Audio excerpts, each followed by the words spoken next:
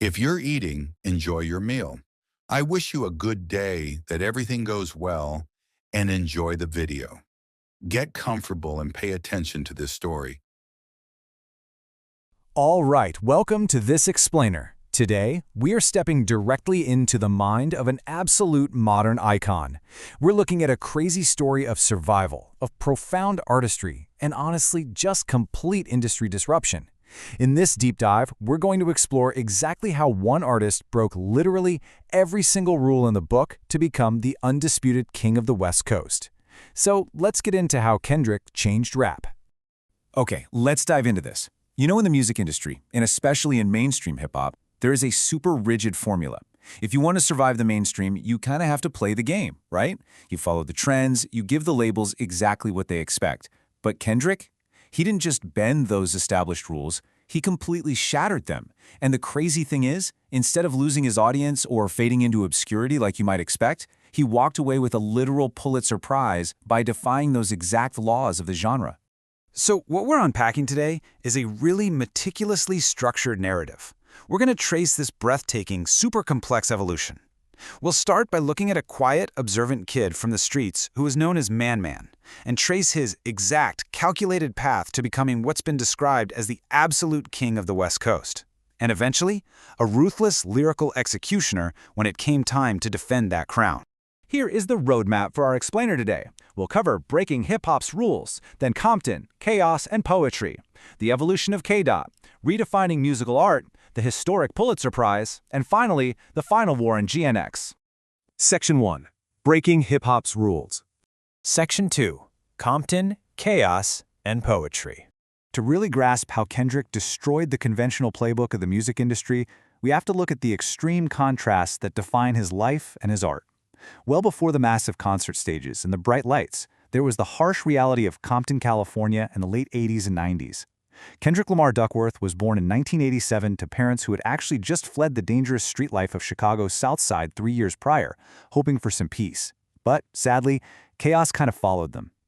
Raised in a low-income Section 8 home, he was trapped right in the crossfire of intense gang violence.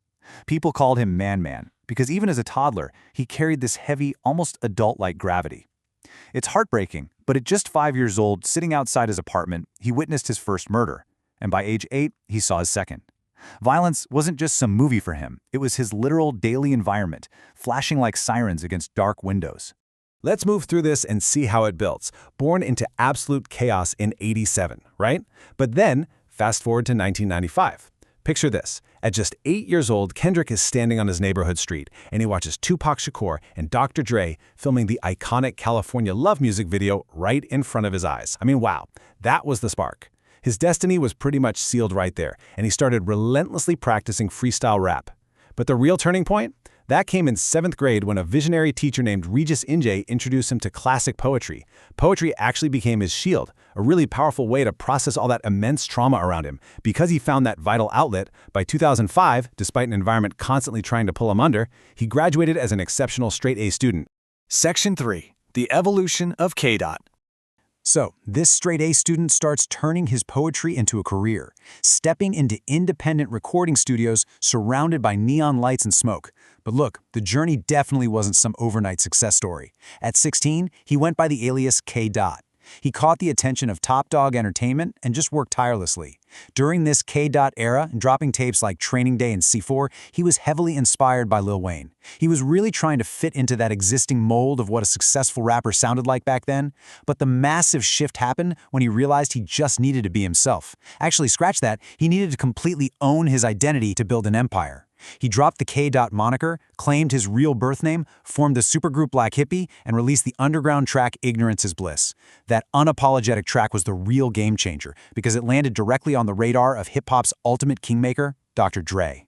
And as you might guess, that crucial connection led to a truly historic moment.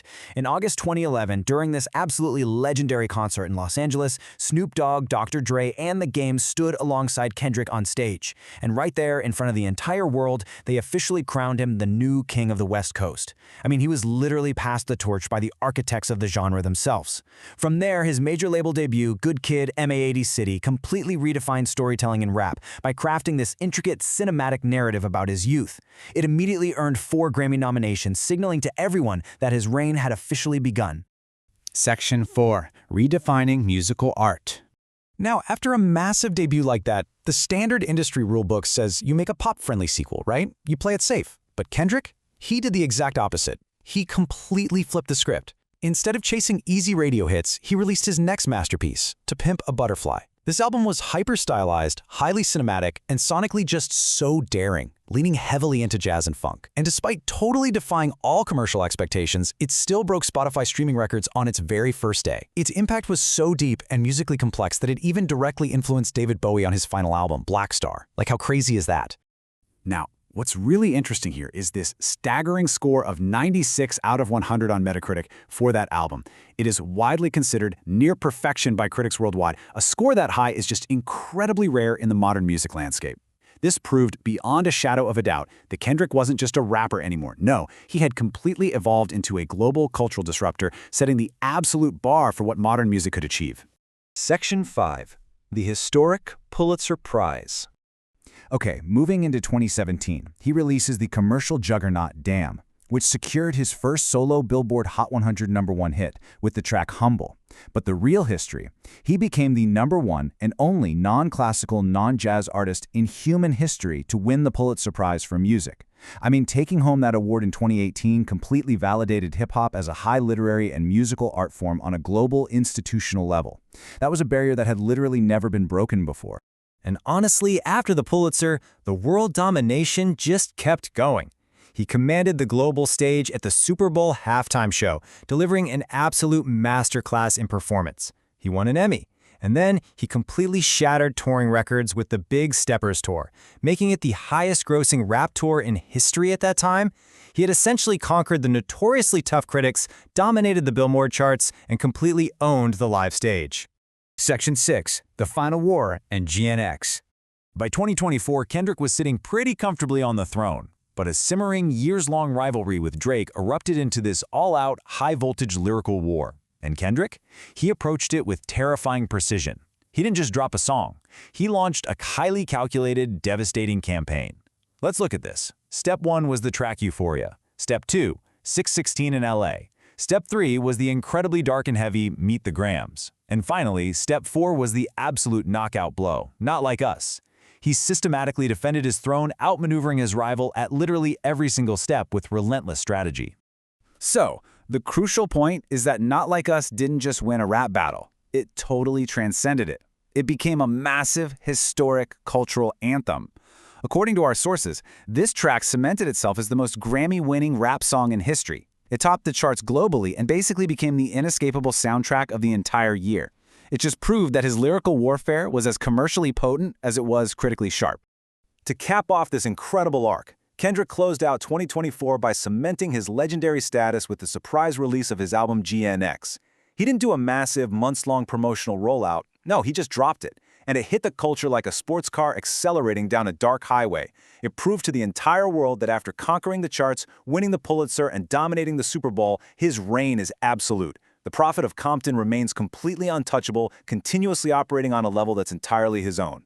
Which leaves us with this final, massive question based on everything we've explored today. Is Kendrick Lamar the undisputed GOAT, the greatest of all time of hip-hop? Given how he destroyed the rules, turned trauma into poetry, and conquered every single metric of success from the streets to the Pulitzer, it's absolutely a debate worth having. Think about it, and keep exploring the incredible narrative blueprint of this artist. Thanks so much for joining me on this explainer. I'll catch you next time.